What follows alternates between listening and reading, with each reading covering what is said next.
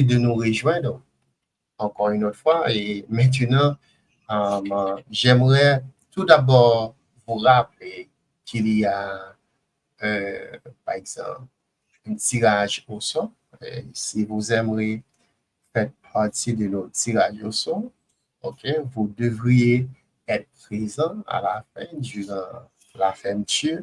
Et ensuite, nous disons un grand merci à notre sponsor, euh, Microsoft et AMD, de nous apporter. D'accord? Et maintenant, on a Davidson qui va nous présenter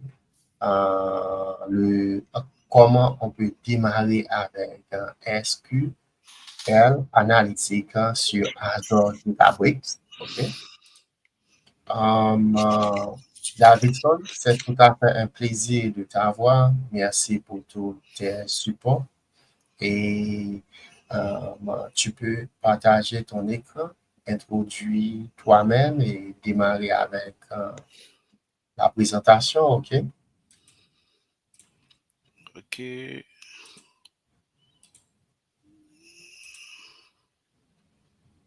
ok, ça va. Ok, et bonsoir. Et je vous dis merci, Jean, de m'avoir donné l'opportunité, encore une fois, d'être ici et pour faire cette présentation. Et pour commencer, je suis Davidson Astrel et j'ai plusieurs années que je travaille dans le domaine des données. Avant, j'étais analyste de données. Maintenant, et je travaille comme ERP et data spécialiste et, et j'ai plusieurs certifications dans le domaine des données et j'avance assez bien. Donc, et s'il y a des gens qui veulent me contacter, ils peuvent me trouver via ce lien LinkedIn. Donc, le sujet que je vais entamer aujourd'hui, c'est démarrer avec SQL Analytics sur Azure Databricks. Et Azure Databricks est un outil, je peux dire, est une ressource native de Azure. Donc, on va essayer de, de, de vous introduire à cet outil qui est un outil vraiment intéressant ces derniers temps parce que en quelque sorte, ça peut quand même vous faciliter et si vous allez débuter dans le domaine des données, donc cet outil-là peut être vraiment être utile. Donc, et au programme, nous allons comprendre Azure Databricks et SQL Analytics. Nous allons voir l'architecture et le fonctionnement de SQL Analytics et nous allons faire une démonstration. Durant la démonstration, on va faire le Databricks Tour. On va faire le tour de Databricks. On va voir quelques modules et dans la démonstration, on va faire une ingestion de données. On va faire on va passer des requêtes SQL via des outils intégrés sur Azure Databricks. On va créer un tableau de bord et on va le déployer. Bon, j'espère que j'aurai assez de temps et on va conclure et je vais prendre des questions. Donc, je vais essayer d'aller rapide afin que je puisse terminer la démonstration. Donc, l'objectif est à la fin de cette formation, disons à la fin de cette présentation, et vous aurez la possibilité de comprendre les concepts clés de Azure Databricks et SQL Analytics. Vous allez apprendre comment organiser vos données et à l'aide du catalogue schéma et des tables sur Azure Databricks et vous allez découvrir les pratiques pour tirer pleinement parti du SQL Analytics et vous allez enfin conquérir des compétences nécessaires pour connecter vos données à des sources de données, pour connecter à des sources et afin de créer des tableaux de bord et de les déployer sur Azure Databricks sans ne pas laisser l'environnement et Azure Databricks généralement. Maintenant, pour commencer, et je vais essayer d'aller un petit peu rapide. Et d'abord, c'est quoi Azure Databricks? Azure Databricks est une plateforme unifiée, cloud unifiée, et, et cette plateforme-là, lorsqu'on parle de unifié, donc ça nous permet, et sur cette plateforme, on a la possibilité d'organiser nos données. Premièrement, si on a des dysfonctions, exemple, on a une entreprise on a la partie finance, on a la partie ressources humaines, on a le marketing, donc on peut unifier ces données en créant des catalogues pour chaque dysfonction. Mais ce n'est pas ça seulement. Si on a dans une entreprise, dans la même entreprise, on a différentes fonctions différentes fonctions de données comme analyse de données, data scientist, data engineering, machine learning engineer. Donc, Azure Databricks vous permet d'unifier ces métiers à un seul environnement. Donc, il suffit d'avoir accès à l'environnement. Donc, chaque de ces métiers peuvent trouver des outils pour faire le travail sur Azure Databricks. Donc, c'est un outil cloud qui est vraiment intéressant. Maintenant, Azure Databricks, et comme je le disais, Databricks, c'est un outil natif d'Azure parce que lorsque vous créez un compte Azure, vous avez la possibilité de créer une ressource qui s'appelle Databricks parce que, euh, et durant le tour, je vais vous montrer ça. Donc, c'est un outil natif d'Azure. Maintenant, on a encore la possibilité de connecter Databricks avec autres outils natifs d'Azure comme Data Lake, Synapse, Power BI et d'autres outils qui sont liés à Azure. Maintenant, cas d'usage. Comme je le disais, et Azure Databricks est un outil vraiment intéressant. Donc, puisque cet outil-là unifie les différents types de métiers, donc sur Azure Databricks, on peut créer des ETL, on peut ETL, c'est extract, transform and loading, on peut créer des exploits, on peut explorer les données sur l'environnement, on peut passer des requêtes SQL, on peut créer des modèles, on peut visualiser des données, donc on peut faire beaucoup de choses à l'intérieur d'Azure Databricks parce que à l'intérieur d'Azure Databricks, on a des outils qui nous permettent de faire ces choses.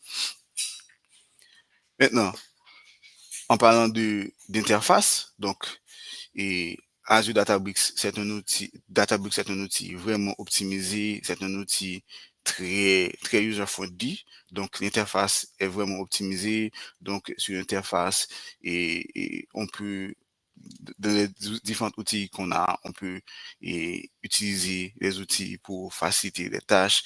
Donc, le cible Azure Databricks et différents types de métiers peut utiliser Azure Databricks, que ce soit analyse de données, que ce soit data scientist, que ce soit business intelligence analyst, et même les data consommateurs peuvent utiliser Azure Databricks très facilement pour tirer profit et partie de ces données.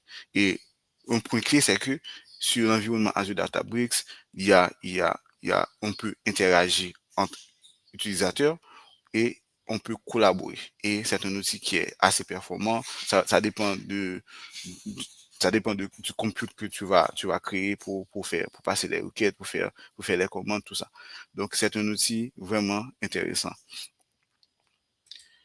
Maintenant, en ce qui a trait à l'architecture, donc, comme Azure Databricks est un environnement dédié pour utiliser les données, pour tirer profit des données, donc, l'architecture, pour passer, lorsqu'on fait quelque chose sur Azure, donc, et pour réaliser cette tâche, donc, on doit créer des machines. On retrouve les clusters qui sont associés, on retrouve les clusters, on retrouve les SQL Warehouse, ce sont les machines derrière chaque tâche. Par exemple, si on crée un Jupyter Notebook pour créer un modèle, donc on va créer des clusters et lorsqu'on run ce notebook-là, donc c'est ce cluster qui réalise la tâche. Donc, et la différence qu'il y a entre SQL Warehouse et cluster Spark, c'est que on utilise SQL Warehouse pour l'environnement SQL. Lorsqu'on passe des requêtes, on crée des tables, des vues, des fonctions liées aux tables. Donc, on utilise SQL Warehouse et ClusterPack. On utilise ClusterPack pour les notebooks. Les data scientists, les gens qui font des modèles machine learning utilisent les ClusterPack. Maintenant, sur Azure Databricks, il y a aussi les connecteurs, puisque l'environnement Azure Databricks, en quelque sorte, il y a d'autres environnements, il y a d'autres ressources. Maintenant, si vous voulez connecter Azure Databricks avec d'autres environnements, donc sur Azure Databricks, il y a des ressources, il y a des outils qui vous permettent de connecter Azure Databricks à d'autres environnements et pour pouvoir tirer profit de des données de l'autre environnement directement sur Azure Databricks sans passer par l'intermédiaire d'autres outils. Donc, c'est un Azure Databricks est vraiment est vraiment optimisé et par rapport avec des connecteurs avec d'autres outils. Maintenant, et comme je le disais, et comme j'ai un tutoriel et j'essaie de passer rapidement sur différents thèmes d'Azure Databricks, maintenant on va commencer avec le tour d'Azure Databricks. Maintenant, je vais partager mon écran. Je sais que j'ai déjà partagé mon écran, je vais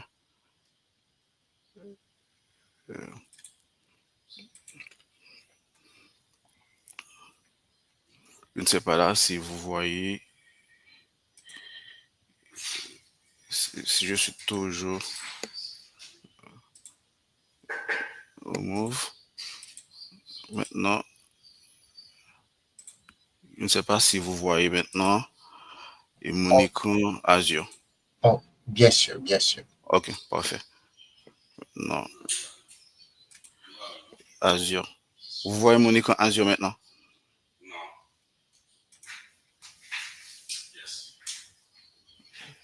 C'est ok? Bien Ok. sûr. On Ok, va. maintenant ok, maintenant parfait. Maintenant je suis sur Azure comme je le disais et Azure est un outil, est une ressource native. Databricks est une ressource native d'Azure. Maintenant, vu avec l'accès que j'ai deux groupes de ressources, j'ai des ressources de test et des ressources de développement, donc je vais éviter de donner trop d'explications sur ça. Maintenant, je vais passer dans les ressources de développement. Et dans les ressources de développement, j'avais déjà une ressource Azure Databricks. Maintenant, je vais directement sur Azure Databricks. Maintenant, je lance Azure Databricks. Et je vais présenter. Donne-moi une minute pour passer à l'autre écran.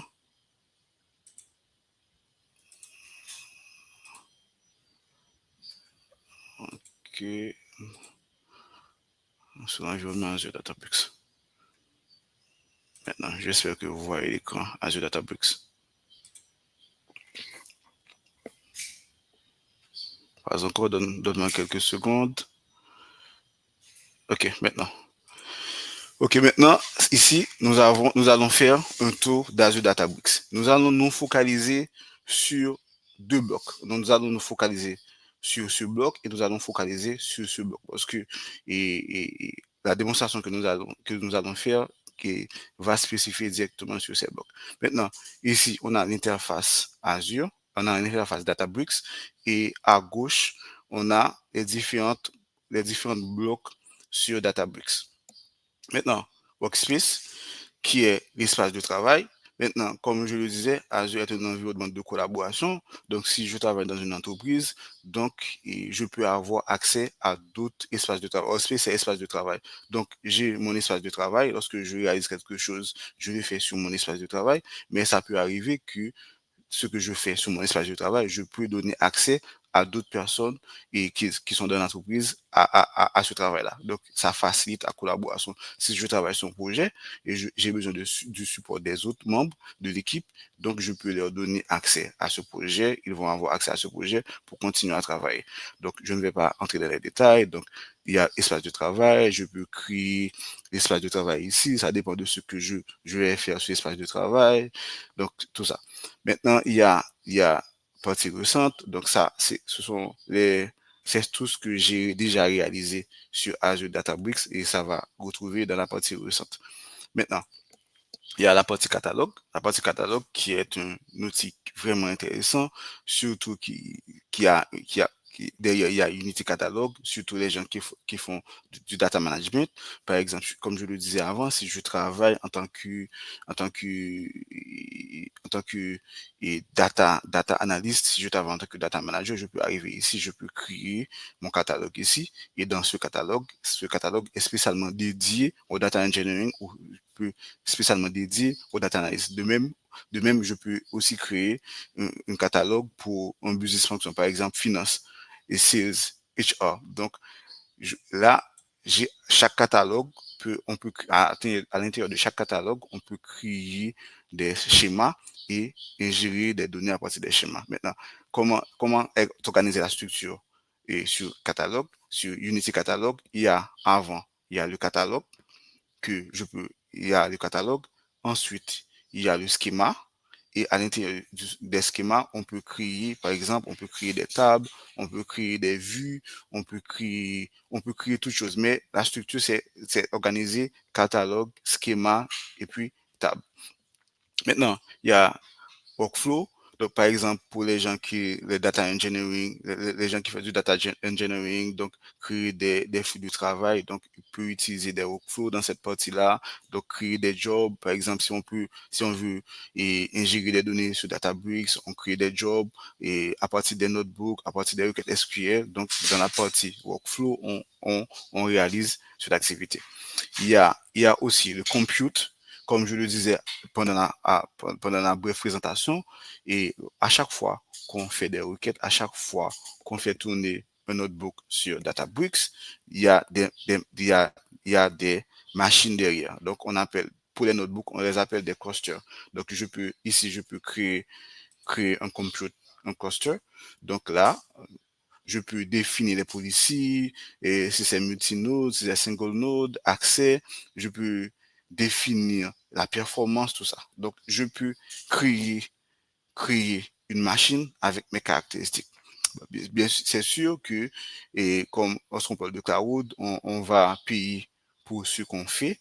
Donc, on peut avoir une machine très performante, mais aussi ça a un coût. Mais la chose la plus intéressante, c'est que on peut créer un compute, mais si on ne l'utilise pas, on ne va pas payer pour ça. On va nous seulement, on va payer seulement pour ce qu'on travaille, pour ce qu'on fait sur le système. Il y a aussi et Marketplace, qui est une partie très très intéressante parce que sur, c'est comme si c'est un environnement. Ici, on peut trouver beaucoup de choses. Par exemple, on peut trouver des tables. Il y a des éléments qui sont gratuits, il y a des éléments qui sont payants. Par exemple, si je travaille en tant que data scientist sur un projet et il y a des données que j'ai besoin que je n'en ai pas. Je peux aller ici sur Marketplace pour voir des tables et s'il y a des données qui sont liées au travail que je suis en train de réaliser. Et à partir de là, je peux utiliser ces données pour faire le travail que je peux utiliser ces données pour faire ce travail. Par exemple, si je travaille sur un modèle de machine learning, je peux, je peux aller ici pour voir s'il n'y a pas des modèles de ce type. Et ici, si je viens ici et je trouve ce modèle, si ce modèle est gratuit, je peux utiliser ce modèle dans mon environnement pour faire le travail que je veux faire. Donc, c'est un environnement vraiment intéressant. Comme je le disais, il y a des ressources qu'on doit payer, il y a des ressources qui sont gratuites. Donc, qui est vraiment très, très intéressant. Maintenant, on a terminé avec ce bloc. On a le deuxième bloc qui est en quelque sorte, ce bloc est plus dédié pour les gens qui font de l'analyse des données, des business intelligence analyse. Donc, ici, il y a SQL Editor. SQL Editor, c'est ici, on vient ici, si on veut créer des tableaux de bord, si on veut passer par exemple, si on veut passer des requêtes SQL, si on veut faire de data ingestion à partir des requêtes SQL, donc c'est ici qu'on fait ces choses. Maintenant, queries, c'est maintenant c'est en quelque sorte c'est le répertoire de tous les requêtes qu'on a passées sur Databricks. Donc on peut save ces requêtes ici, on peut ajouter des favoris. S'il y a des requêtes bien précises qu'on veut utiliser après, donc on vient ici, on sélectionne la requête et c'est OK. Maintenant, il y a la partie dashboard. Maintenant, comme je le disais, Azure et Databricks c'est un environnement unifié. Donc, pour faire un rapport sur Databricks, on n'a pas besoin d'aller sur un outil pour faire ce rapport. Donc, il y a ici le module dashboard qui est alimenté par l'intelligence artificielle, qui est vraiment très pratique. Durant la démonstration, vous allez voir. Maintenant, il y a Genie qui est une partie vraiment intéressante. C'est en quelque sorte, c'est comme un chat GPT, mais un chat GPT qui est lié à vos données. Par exemple, si vous avez des tables, ici, vous pouvez créer un environnement Genie. Maintenant, durant cette table-là, vous allez définir des requêtes SQL, vous allez définir des questions. Maintenant, quelqu'un qui n'a pas les compétences techniques du genre pour passer des requêtes peut venir ici directement sur Genie et poser des questions à ces données et il va avoir des réponses via ces données. Donc, c'est un outil très, très intéressant, surtout pour les data consommateurs. Maintenant, il y a les alertes. Les alertes sont liées au dashboard. Lorsque vous créez un dashboard, par exemple, si vous,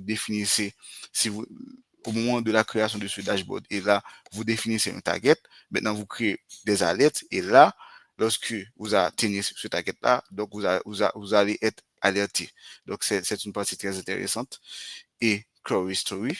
Donc, c'est l'ensemble des queries ici. C'est tous les queries que vous avez passés avant.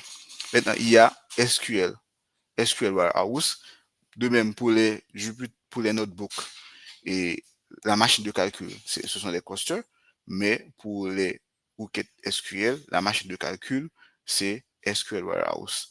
Donc, il y a deux types SQL Warehouse, il y a les pros, il y a serverless. Donc, pour par défaut, on utilise les SQL Warehouse Serverless par défaut. Donc, c'est très intéressant. Donc, pour créer, là encore, on a la possibilité de créer, et ça dépendamment du projet qu'on va travailler. Donc, on a la possibilité de créer et SQL Warehouse et de stopper à chaque fois, donc de définir le size et de mettre d'ajouter le type, de mettre, donc on peut faire beaucoup de choses avec SQL Warehouse lorsqu'on le crée automatiquement. Maintenant, dans mon cas là, je n'ai pas besoin de créer un SQL, un Warehouse, j'ai déjà deux SQL Warehouse qui ont été déjà créés. Maintenant, en gros, c'est ça, on va rester sur ces deux blocs puisque et la démonstration qu'on va faire est un petit peu liée et analyse des données ou encore bus intelligence analyst. Maintenant, parfait. Maintenant, supposons que vous travaillez dans une entreprise. Supposons que vous travaillez dans une entreprise comme analyse de données et puis le responsable des ventes et vous demande des données pour faire un rapport. Et il vous donne des informations et il vous dit, ah, est-ce que j'ai besoin de ces données pour faire ce rapport? Maintenant, et l'entreprise utilise SQL, utilise Databricks comme environnement pour environnement analytics. Et pour, avant tout, n'importe, avant de créer quoi que ce soit, vous allez définir d'abord, une catalogue, dans quel catalogue vous allez travailler et vous pouvez créer un catalogue ou vous pouvez utiliser un catalogue qui a été déjà créé.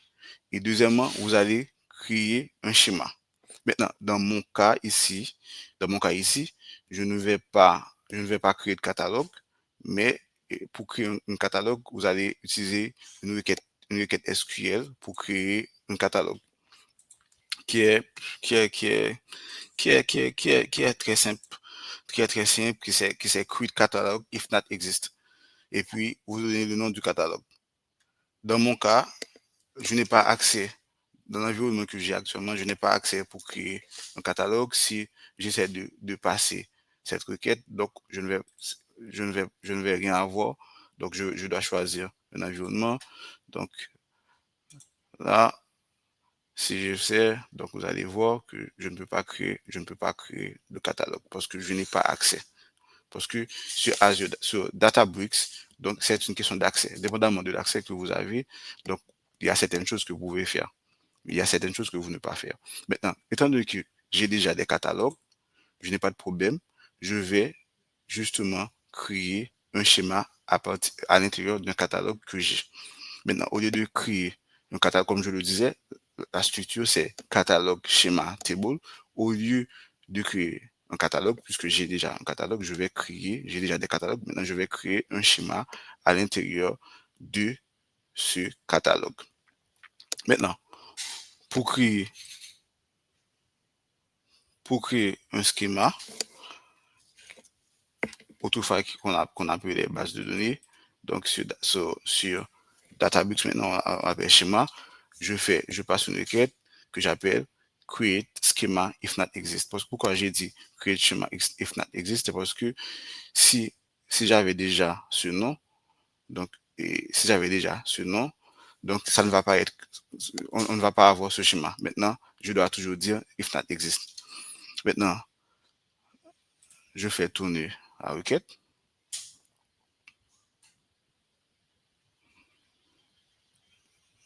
Et ça marche, donc c'est OK. Maintenant, j'ai créé un schéma à l'intérieur. Je crée un schéma à l'intérieur. Maintenant, je fais refresh.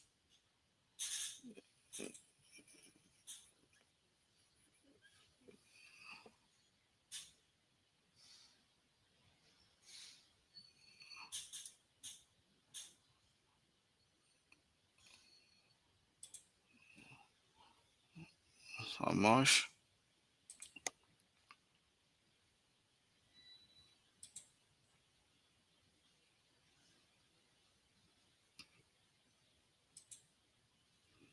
Attends.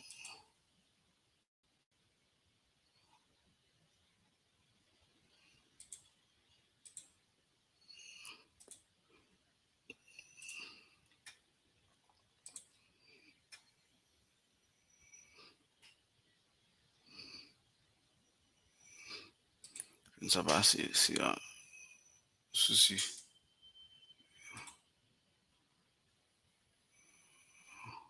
OK. Je vais créer ce schéma ici. Référence.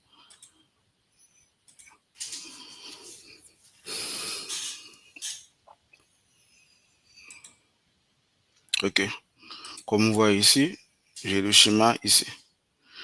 Donc, j'ai créé le schéma dans le catalogue, dans ce catalogue, et voilà le nom de ce schéma. Maintenant, j'ai créé le schéma. Je peux créer des tables directement pour ajouter des données à l'intérieur de ce schéma, mais je ne vais pas passer des requêtes SQL pour ajouter des données dans ce schéma.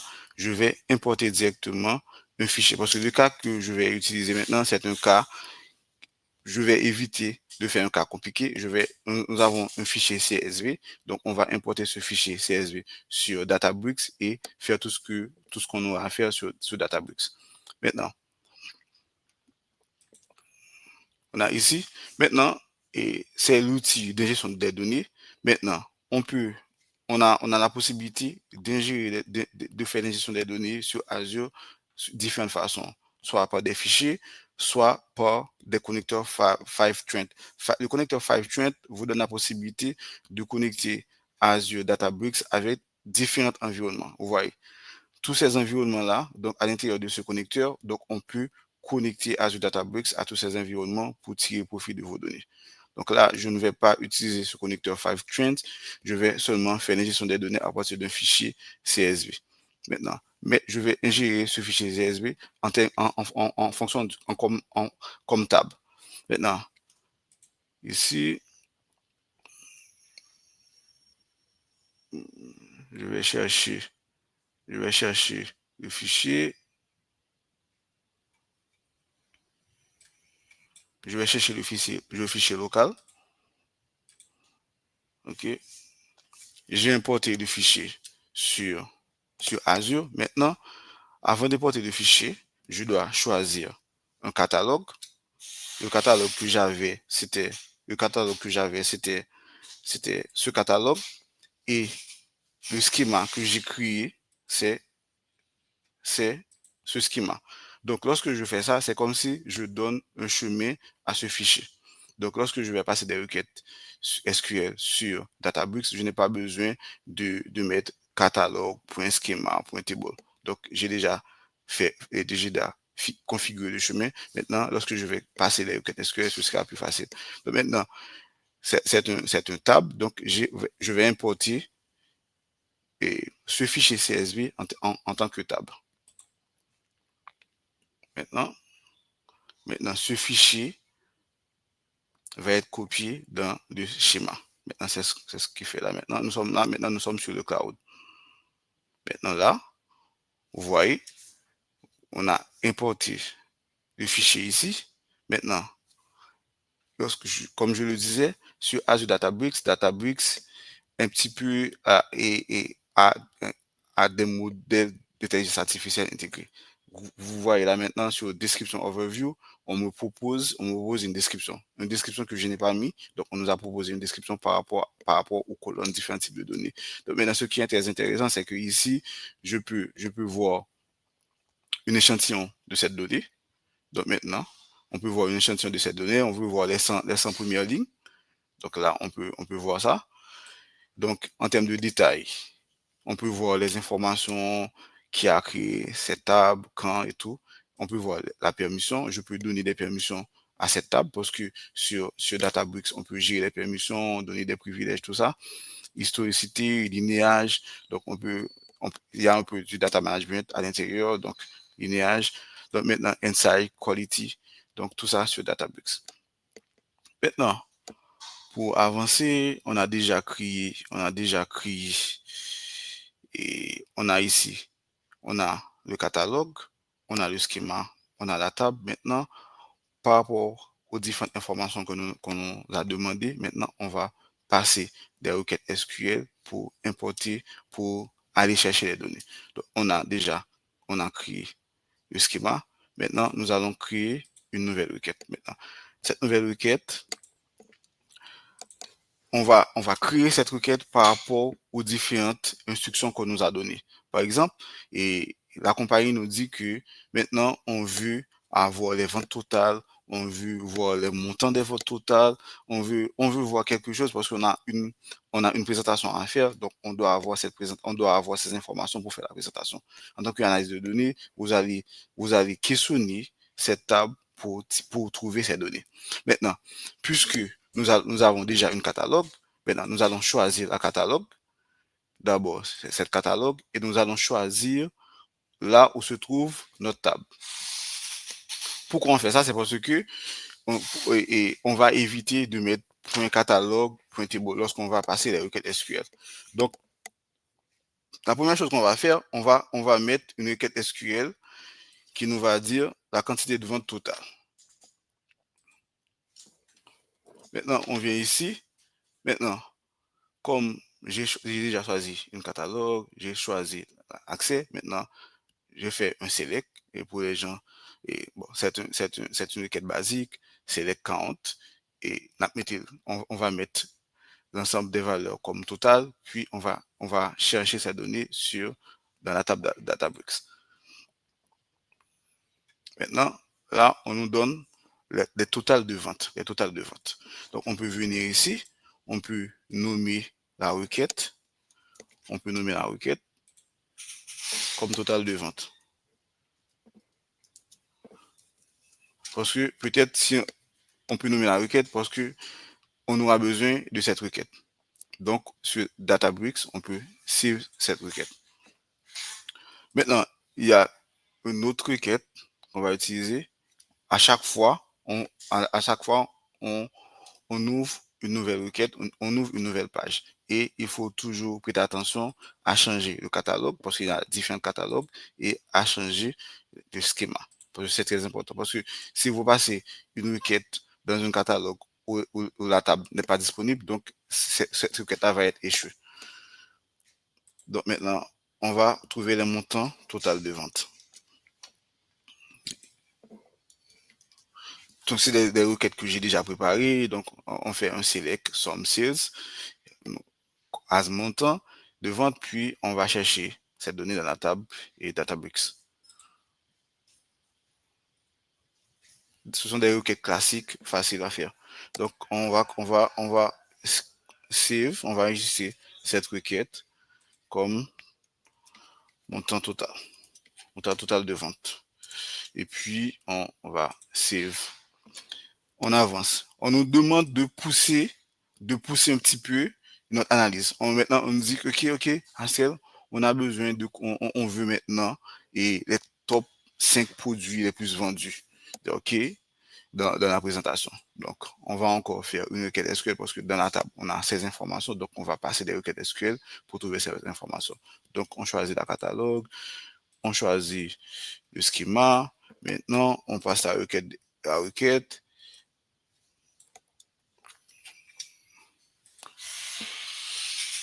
Non, on passe à la requête. Donc, on fait un select.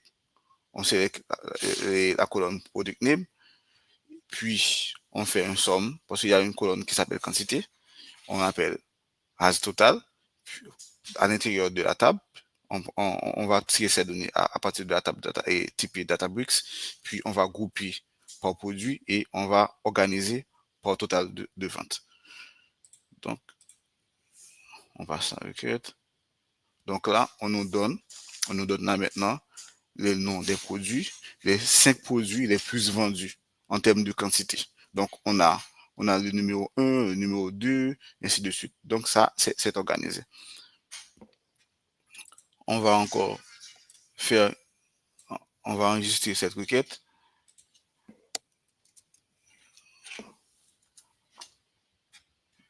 Save.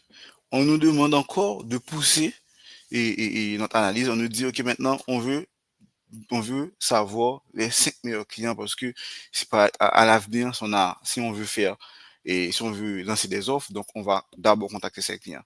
Donc ici, on va créer. Pourquoi à chaque fois j'ouvre une nouvelle page? C'est parce que si j'utilise la même page, donc la requête que j'avais avant va être effacée, donc pour stocker la nouvelle requête. Donc puisque j'ai besoin de ces informations, donc je dois créer une nouvelle requête pour avoir ces informations. Donc maintenant, je prends ma requête. Donc, toujours, on a affaire avec des clients maintenant, je fais un select, je vais sélectionner customer name, puis parce que à chaque commande, il y a un ID, donc je vais compter, pour ce customer, je vais compter les order ID, puis je vais mettre ça comme total, puis je vais faire somme de ces commandes liées à ce customer, puis dans la table Databricks et je vais grouper par customer name et je vais arranger pour organiser en tant que montant et total dépensé. Donc, je fais tourner cette requête. Il y a une erreur.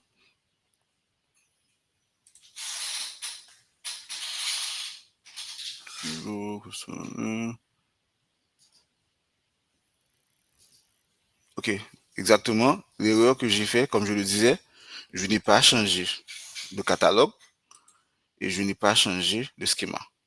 C'est normal que j'ai cette erreur. Maintenant, je viens de choisir le catalogue et le schéma. Maintenant, si je fais run maintenant, ça va marcher. Maintenant, c'est ça. Maintenant, on a une table. On a les 5 meilleurs clients. Les 5 meilleurs clients en termes de vente et en termes de montant. Parfait. Donc, je vais enregistrer cette requête. Ici, comme top 5 meilleurs clients. Et il y a une dernière requête. Maintenant, on nous dit, OK, maintenant, on veut comprendre comment l'évolution des ventes est réalisée par rapport avec chaque mois. Donc, je fais une nouvelle requête.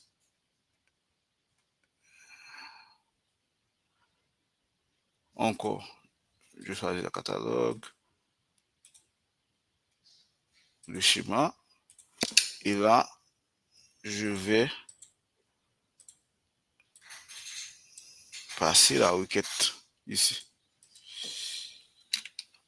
Maintenant, puisque pour chaque commande, il y a une colonne order date, on va sélectionner la colonne order date comme période, on va faire la somme la somme de tous les ventes dans la colonne sales comme total revenue. On va faire cette somme, on va prendre la table, à partir de la table, puis on va faire ce groupement. On va grouper par rapport avec période et puis on va arranger par rapport avec période. Donc, et on fait tourner. Donc maintenant, on a les différentes de ventes qu'on a par période. Maintenant, on peut mettre vente par période.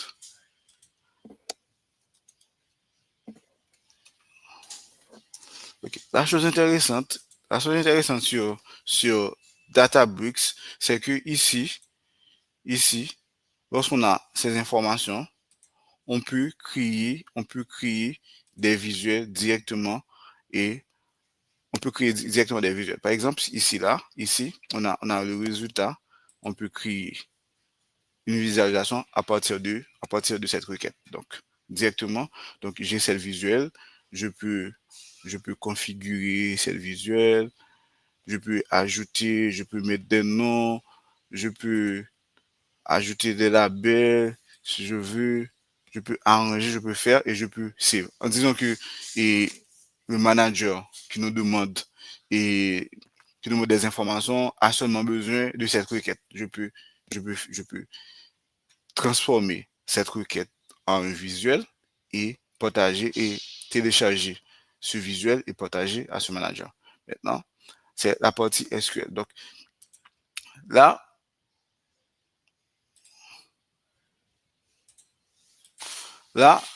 sur SQL Editor, SQL Editor n'est pas là seulement pour créer des requêtes, pour aller chercher des données, pour créer des tables, créer des vues, faire tant de choses sur Databricks, mais ça nous donne la possibilité aussi de visualiser notre donnée directement après avoir créé une requête SQL.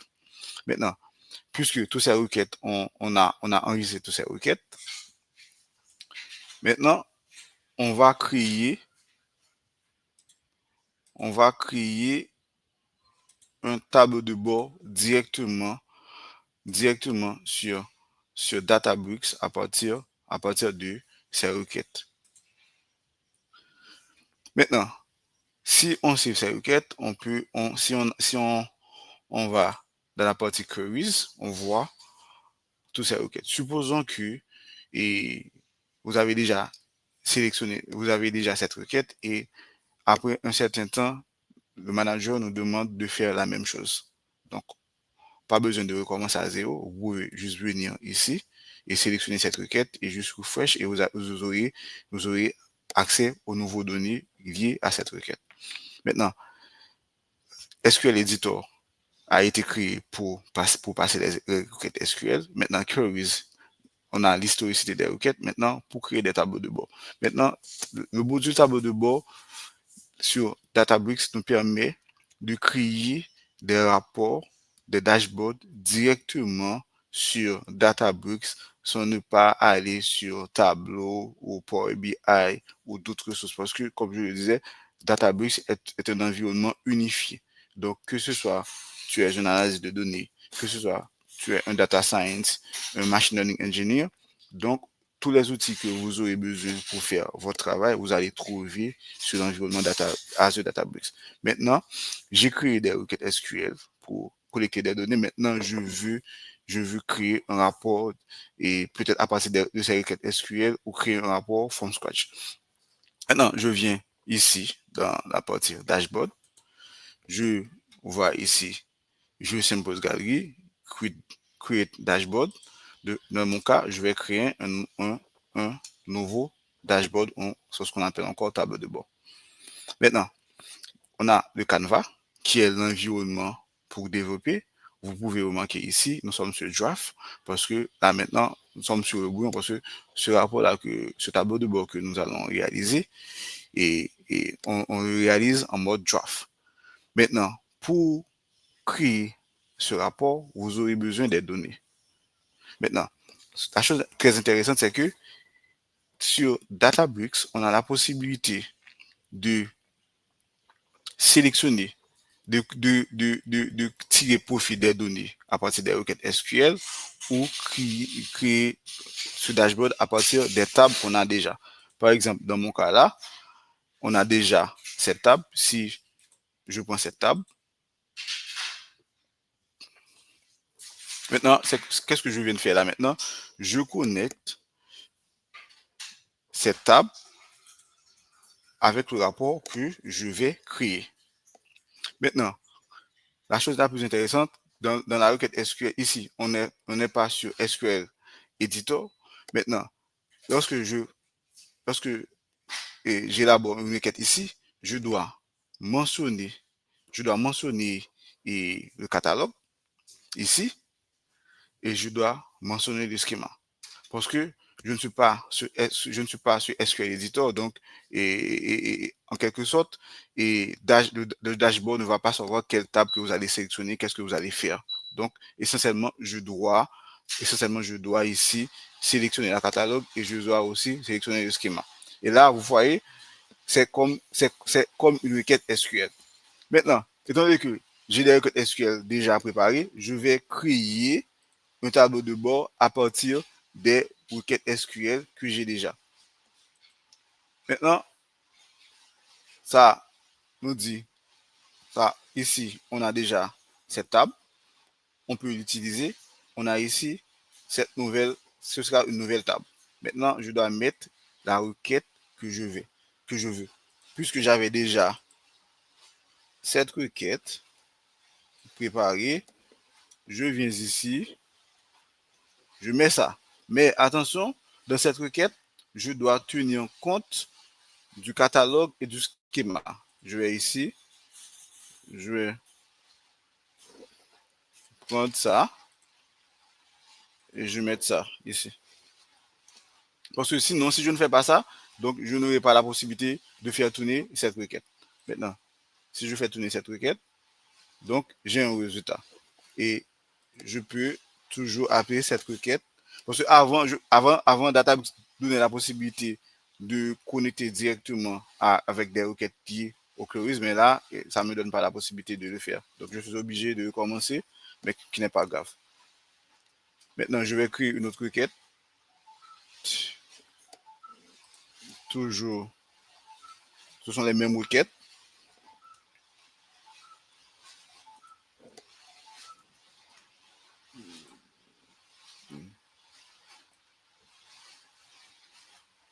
Je prends cette partie.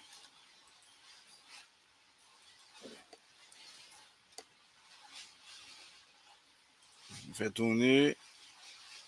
Ça me donne un résultat. Donc, j'avais déjà le nom.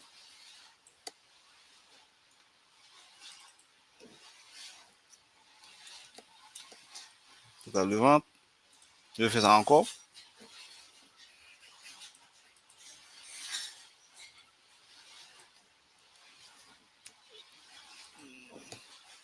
Maintenant, pour les top 5 produits les plus vendus, maintenant, ici encore, je dois faire ça. Sinon, je n'aurai pas la possibilité de faire tourner ma requête. Et là, je fais tourner la requête. On a les résultats. Je peux nommer cette requête parce que lorsque je vais créer le dashboard, ça va me faciliter.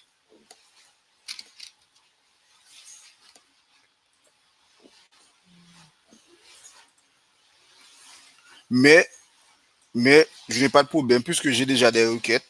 Je peux créer des requêtes pour connecter le canevas du dashboard, mais je pourrais aussi utiliser la table. Maintenant, peut-être ça va me demander de faire d'autres choses, mais là, puisque j'ai les requêtes, je peux utiliser les requêtes. Parce que l'idée, c'est ça, c'est de créer un dashboard à partir des requêtes SQL.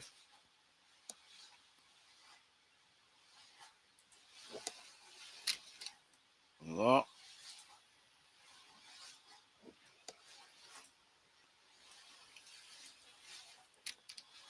C'est pas compliqué.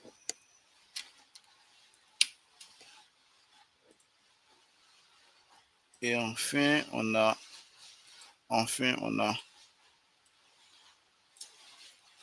Le dernier, 4.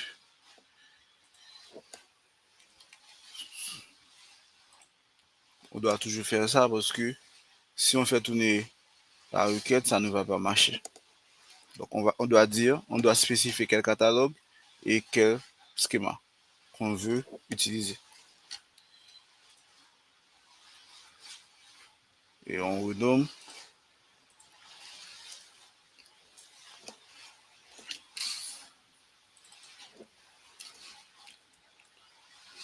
Maintenant, on a les data disponibles. Maintenant, ce qui est très intéressant lié aux requêtes, parce que si on a une table, les tables ont une grande quantité de données. Maintenant, si je connecte un rapport, un dashboard avec des requêtes SQL, avec des données venant des requêtes SQL, ça va faciliter le rapport. Exemple, supposons qu'on a une table qui est un peu lourde. Donc, si on a des requêtes, on passe des requêtes, on collecte directement les données qu'on veut utiliser. Ce sera plus facile pour la table et d'être mise à jour chaque temps. Donc, c'est toujours un petit peu conseillé si tu veux que ton rapport soit un petit peu optimisé, d'utiliser des requêtes SQL pour connecter vos données au Canva. Maintenant, c'est facile. Maintenant, on va créer, puisqu'on a déjà nos données, on va créer le dashboard. Donc, je vous attends. Maintenant, on peut créer différentes pages. Donc TP SQL, c'est une page. Je peux créer, je ne sais pas si j'aurai assez de temps. Et June et I. Je vais essayer d'aller très rapide. Maintenant sur le Canva, on a ces différentes parties. Donc, c'est ça. C'est pour Move, si, lorsque vous avez votre visuel. C'est pour ajouter les visuels. C'est pour ajouter une box. C'est pour ajouter des filtres. Donc, je vais commencer par ajouter des visuels qui est un texte. Là, je peux mettre. Il y a dans la boîte texte et Azure Databricks, il y a aussi des codes qu'on utilise. Donc, dans ce cas, je fais dièse SQL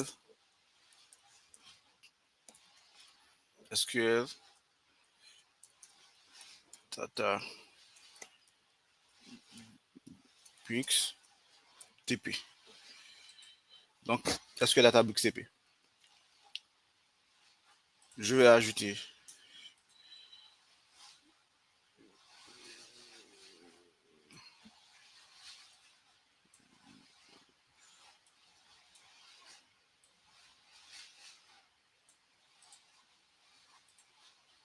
ma carte.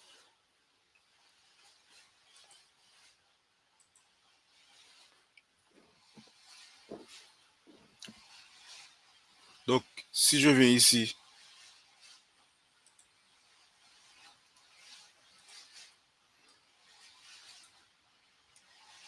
je vais ajouter un autre code pour aller un petit peu vite. Maintenant, quelles données que je vais utiliser? Je vais utiliser vente totale. Ici, qu'est-ce que je vais utiliser? Je vais utiliser une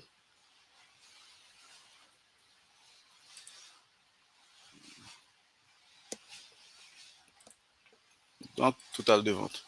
Ici, on a le total de vente. Total vente. Ici, je vais faire la même chose. Je vais utiliser une cote et je vais ajouter la valeur. Donc, total, montant total.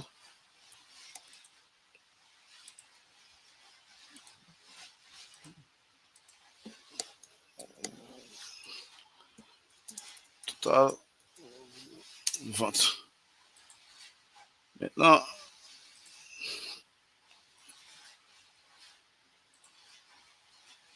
c'est une question de draguer. Et je vais ici, je vais utiliser,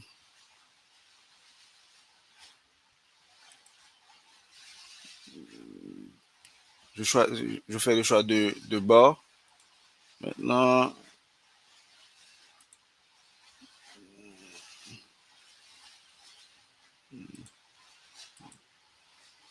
ok.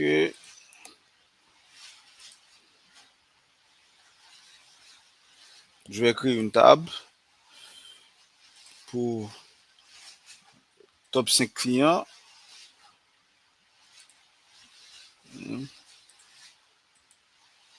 Top 5 clients.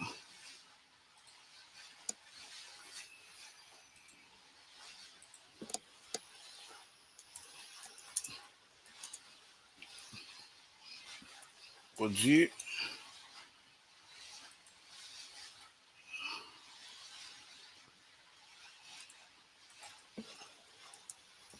Cinq clients. Désolé, je avance. Maintenant, on a ici. Maintenant, on va créer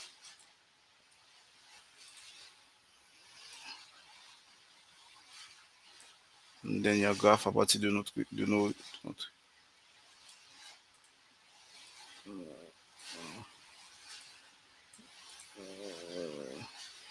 maintenant, vente par période. On va choisir line.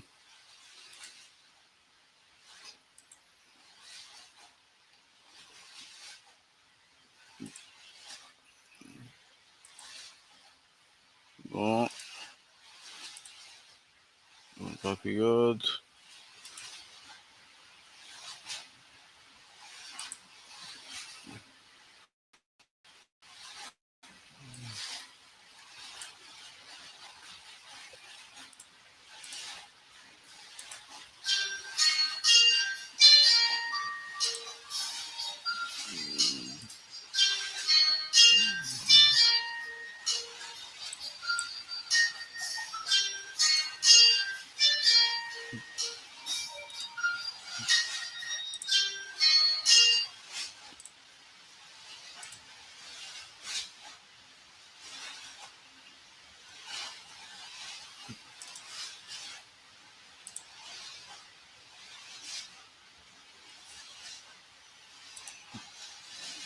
Je ne sais pas ce qui arrive.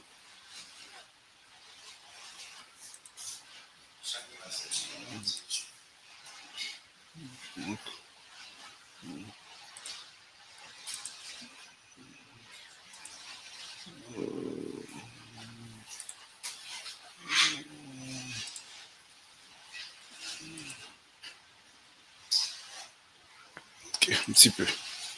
Maintenant là, maintenant, il y a une autre partie ici.